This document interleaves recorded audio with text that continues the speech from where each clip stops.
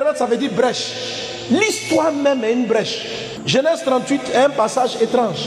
Il intervient entre Genèse 37 et 39. Regardez comment 37 finit. Genèse 37, 36, il est dit: les Madianites vendirent Joseph en Égypte à Potiphar, officier de Pharaon, chef des gardes. Ça, c'est la fin du chapitre 37. Quand tu finis le chapitre 38 avec l'histoire de Pérez, tu arrives au chapitre 39, verset 1, il est dit: et on fit descendre Joseph en Égypte. C'est-à-dire, la suite du chapitre 37, c'est le chapitre 39 directement. On a vendu Joseph aux Madianites, on saute le 38 et puis on dit on le vendit à Potiphar.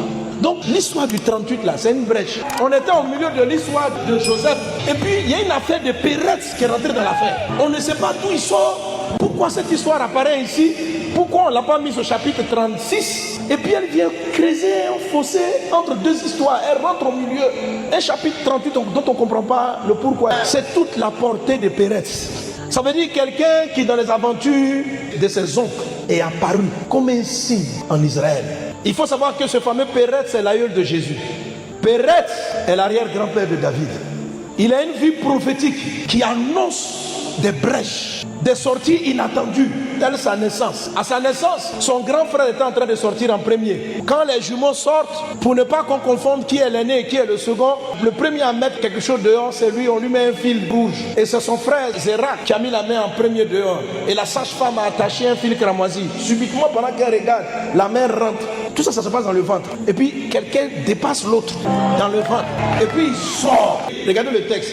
La sage-femme dit: celui-ci est le premier. La main du premier est rentrée. Et celui qui sort, sa main n'a pas de fil rouge. Donc ce n'était pas sa main, c'était le numéro 2. Le numéro 2 s'est retrouvé en premier. Je regarde ta vie. On ne t'a pas appelé premier. On a appelé les gens en premier. Je vois une grâce de Pérez sur ta vie. Je te vois. Le cramoisi, c'est la couleur des rois. On a voulu donner la royauté à quelqu'un. Mais voilà ce que Dieu fait. Je viens de la part de Dieu prophétiser qu'il y a une dimension Pérez à cette conférence. Les Pérez sont des signes, sont des présages de la fin de quelque chose, de la fin de l'injustice, de la fin d'une situation de tristesse et d'abandon.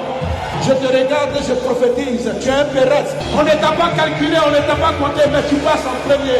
D'autres sont passés avant toi, mais tu renverses la situation. Déclare le prophétise.